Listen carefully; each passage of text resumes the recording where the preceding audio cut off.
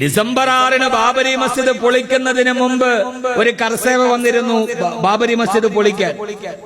അന്ന് ബാബരി മസ്ജിദ് പൊളിക്കൂന്ന് പറഞ്ഞപ്പോ എല്ലാ മുസ്ലിങ്ങളും കൂടി പള്ളിക്കകത്തോട്ട് ഓടി വന്ന് കയറി അവര് ദിക്റും ദുആയുമായി, പടച്ചോനെ ഞങ്ങളെ കാക്കാൻ നീ മാത്രമേ ഉള്ളൂ, ഞങ്ങളുടെ പള്ളി നീ കാത്തോളണേ അല്ലാഹ്. മുഴുവൻ മുസ്ലിമീങ്ങളും പള്ളിക്കുള്ളിൽ പടച്ചോനെ ഏൽപ്പിച്ചു. ആ കർസേവ മുടങ്ങിപ്പോയി. രണ്ടാമത്തെ കർസേവ വന്നു ബാബരി മസ്ജിദ് പൊളിക്കാൻ. അപ്പോ പഴയതുപോലെ വീണ്ടും പള്ളി കയറി ദുആ ചെയ്യാൻ പോയപ്പോ നരസിംഹറാവു പറഞ്ഞു, നിങ്ങൾ ഒന്നും പേടിക്കണ്ട, ഞാൻ നോക്കിക്കോളാൻ. നമ്മൾ അവിടെ തവക്കലേൽപ്പിച്ചിട്ട് പള്ളിയിൽ നിന്ന് വെളിയിലിറങ്ങി പള്ളി പൊളിയുകയും ചെയ്യും. അപ്പൊ പ്രധാനമന്ത്രി പറഞ്ഞു, നിങ്ങൾ പേടിക്കണ്ട, ഞാൻ നോക്കിക്കോളാൻ. നമ്മൾ അവിടെ ഏൽപ്പിച്ചു, നമ്മൾ നേരെ പള്ളിയിൽ നിന്ന് വെളിയിറങ്ങി. അല്ലാണ്ട് വേണ്ടി പള്ളിയിൽ പൊളി.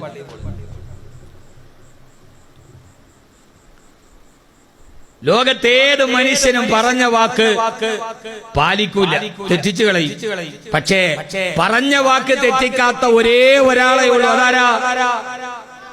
അതാണ് ഇന്നല്ലാഹ ലാ യുഖ്ലിഫുൽ മിആദ്. അല്ലാഹു വാഗ്ദാനം ലംഘിക്കുന്നവനല്ല.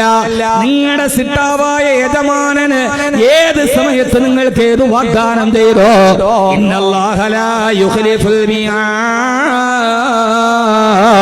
നിങ്ങളുടെ സിട്ടാവ് അല്ലാഹു വാഗ്ദാനത്തെ ലംഘിക്കുന്നവനല്ല. ഏത് UDF ആണെങ്കിലും ഏത് LDF ആണെങ്കിലും പ്രകടന പത്രികയിൽ പറഞ്ഞ എല്ലാ വാഗ്ദാനവും പാലിക്കാൻ പറ്റില്ല. ചിലതൊക്കെ ലംഘിച്ചേക്കാം. പക്ഷേ പടച്ചു നിങ്ങളുടെ യജമാനനായ റബ്ബ് ഒരു വാക്കും നിങ്ങൾക്ക് പറഞ്ഞ വാഗ്ദാനം അല്ലാഹു ലംഘിക്കുകയില്ല.